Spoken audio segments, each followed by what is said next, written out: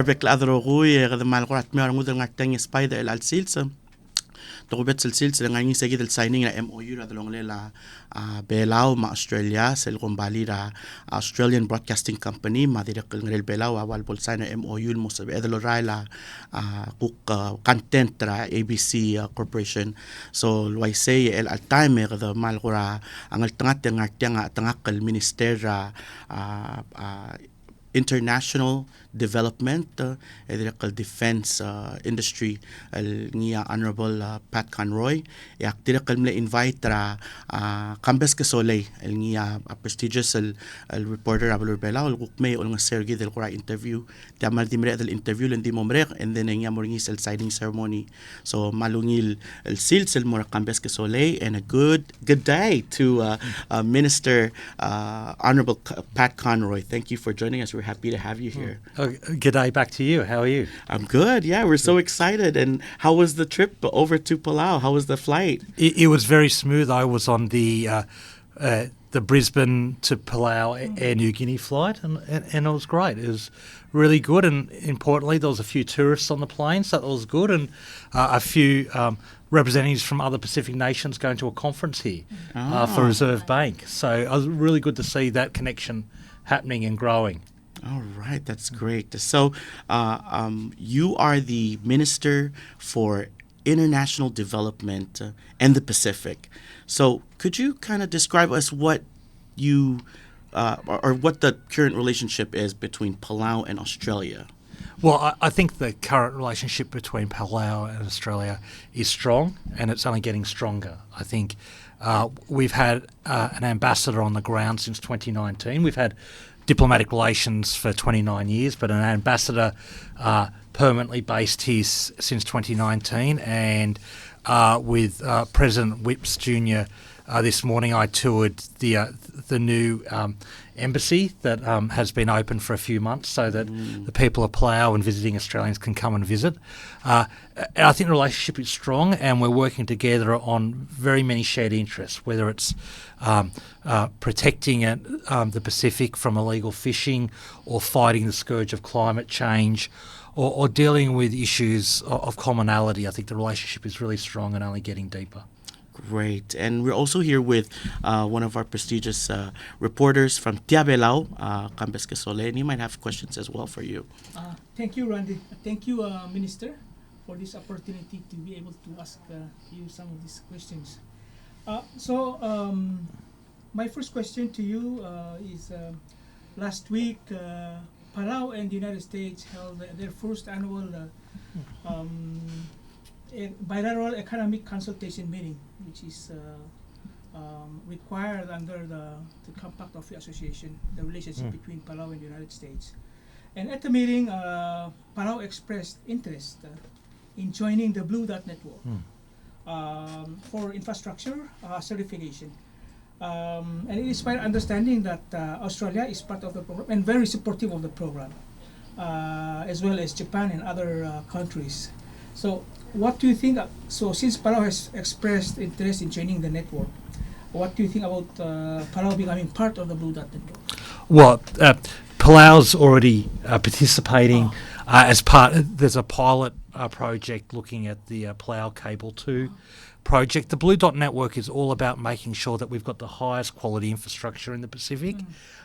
Too often, unfortunately, development partners haven't worked effectively with governments to make sure that we've got the best infrastructure that is built to survive climates, whether it's typhoons up here or cyclones below the equator, and involves skills transfer, involves appropriate use of local labour.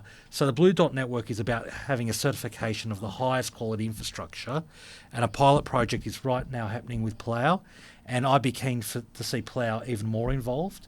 We've partnered on some really good infrastructure, including the Palau Solar Project, which I'll be visiting with President Whipps shortly, and we'll be cutting the ribbon on the spur for the cable project a bit later today. So I think there's great opportunities for us to work together on infrastructure to really increase economic growth and development in Palau.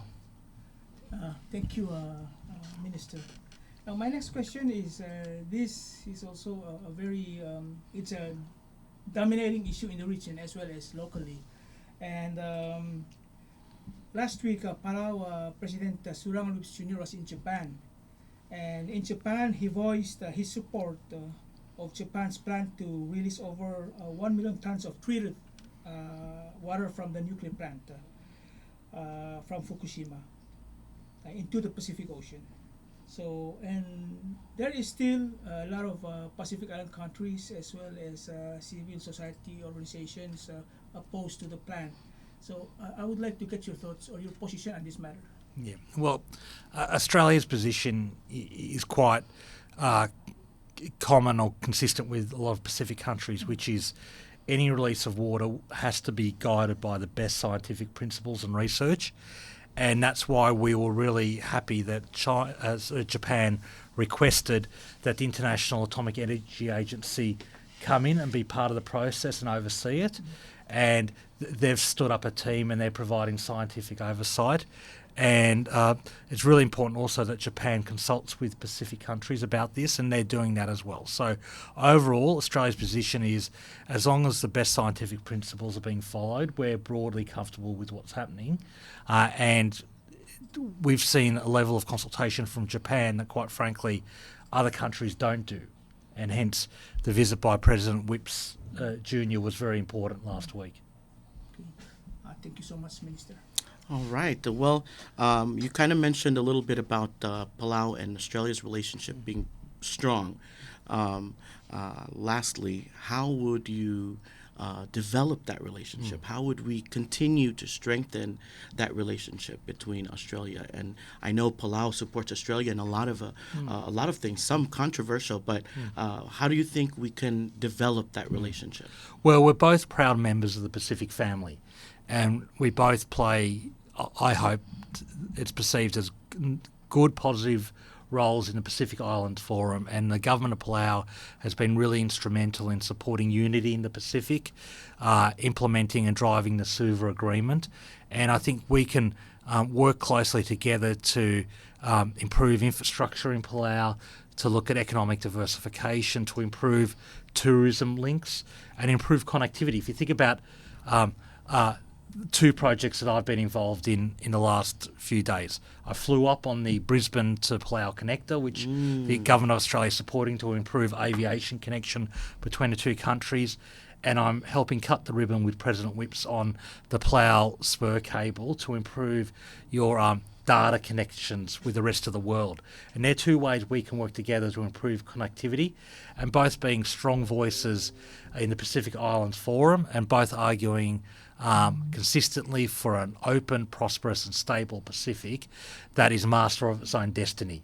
The Pacific Island Forum leaders resolved last year that Pacific security should be driven by members of the Pacific family, and that's certainly something that we're very keen to work on together. All right. Thank you so much, Minister, for joining us for this short interview. When we come back, we're going to be going into the signing ceremony between Australian Broadcasting Corporation and Eco Paradise FM. So thank you guys for joining us, and don't go anywhere just yet. Okay, we'll be right back.